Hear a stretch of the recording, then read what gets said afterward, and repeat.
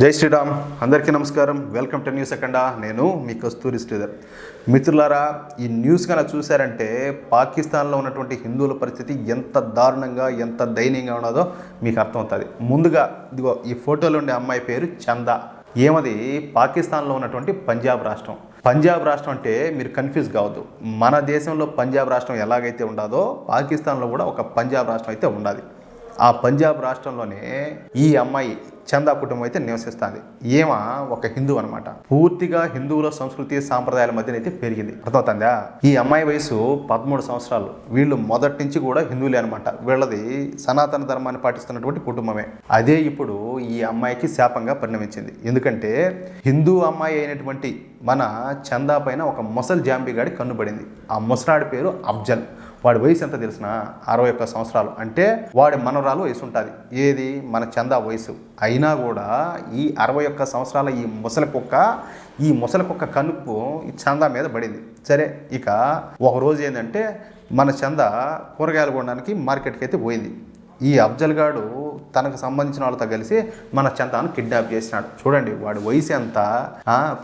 బ్రహ్మానందం సినిమాలో ఏదైతే డైలాగ్ ఉన్నది, పైన నీ ఏజ్ ఏంది, కింద గేజ్ ఏంది అన్నట్టు వీడికి అవసరం అవన్నీ కూడా. ఈ చందాను కిడ్నాప్ చేయడమే కాకుండా చందాను పెళ్లి చేసుకోవడానికి సిద్ధమైపోయినాడు.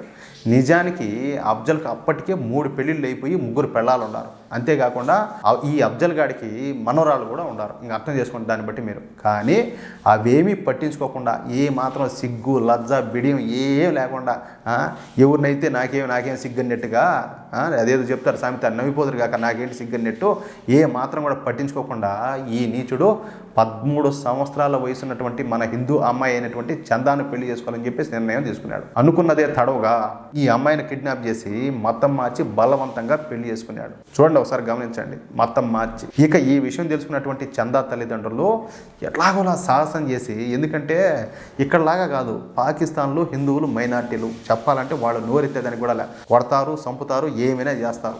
కాబట్టి వీళ్ళు ప్రాణాలు తెగించి సాహసం చేసి తమ బిడ్డన్న ఆ ఇంటి దగ్గరికి పోయి ఎలాగోలా చందాను కాపాడుకొని ఇంటికైతే తీసుకొచ్చుకున్నారు. ఇక ఈ చందాను బలవంతంగా పెళ్లి చేసుకున్నాడు కదా ఈ ముసలి కుక్క. వీడేం చేశాడు, పాకిస్తాన్లో కోర్టుకు పోయినాడు. కోర్టుకు పోతే పాకిస్తాన్ కోర్టు 2 సంవత్సరాల తర్వాత ఈ 61 సంవత్సరాల అఫ్జల్కే సపోర్ట్ చేసింది. ఏమని తెలిసిన, చందా ఆ అఫ్జల్ భార్యనని, కాబట్టి వెంటనే ఆ అమ్మాయిని ఆ 61 ఏళ్ల కిడ్నాపర్కి అప్పగించాలని చెప్పేసి ఈ పాకిస్తాన్ కోర్టు అయితే తీర్పునిచ్చింది. చూడండి, గమనించండి ఇంకా ఎంత దారుణంగా ఉంటుందో పాకిస్తాన్లో హిందువుల పరిస్థితి. ఇక అమ్మాయి బాధ కాదు, ఇక అమ్మాయిని వాడైతే తీసుకెళ్ళిపోయినాడు.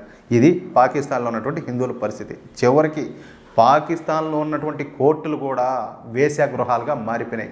నేను పచ్చిగా చెప్పలేకపోతున్నా, నాకైతే మనసులో అది నలుగుతుంది. మామూలుగా మెదగడం వల్ల ఈ పాకిస్తాన్ కోర్టుల కంటే కడుపు కూటు కోసం పడుపువృత్తి చేసుకున్నటువంటి ఈ వేసులే ఎంతో నయమని చెప్పాలా. వాళ్ళు కేవలం బ్రతుకు తెరువు కోసమే వేశ్యావృత్తిని అయితే చేపడతారు. కానీ ఈ పాకిస్తాన్లో ఉన్నటువంటి న్యాయమూర్తులు మతం కోసం పడివృత్తి చేయడానికి కూడా సిద్ధంగా ఉన్నారు. కానీ మీకు ఒక మాట చెప్పాలా, మన దేశంలో ఉండే మైనార్టీలు ఏంది, ఇక్కడ మైనార్టీల పరిస్థితి ఆ మాదిరిగా ఉంటే ఇక్కడ మైనార్టీలు మెజారిటీలు పండుగలు చేసుకుంటా ఉంటే కూడా వీళ్ళు చేసుకునేయడంలే. మెజారిటీ ప్రజలైనటువంటి హిందువులు సంతోషంగా ఉంటే వీళ్ళకి ఒప్పడంలే. తేడా చూడండి, ఒకసారి గమనించండి. అందుకే మన మోడీ ప్రభుత్వం CAA చట్టాన్ని తీసుకొని వచ్చింది.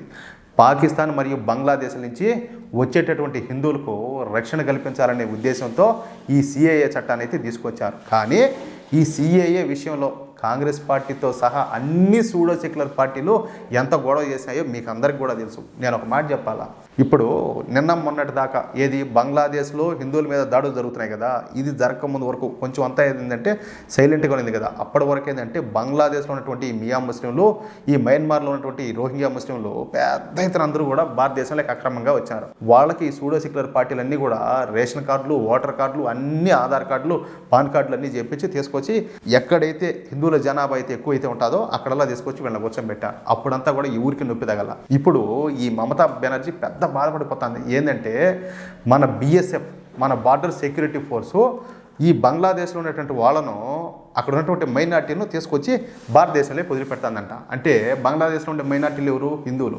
వాళ్ళని తీసుకొచ్చి భారతదేశంలో వదిలిపెడతారని చెప్పేసి ఇప్పుడు పెద్ద ఎత్తున స్టేట్మెంట్లు ఇస్తాను.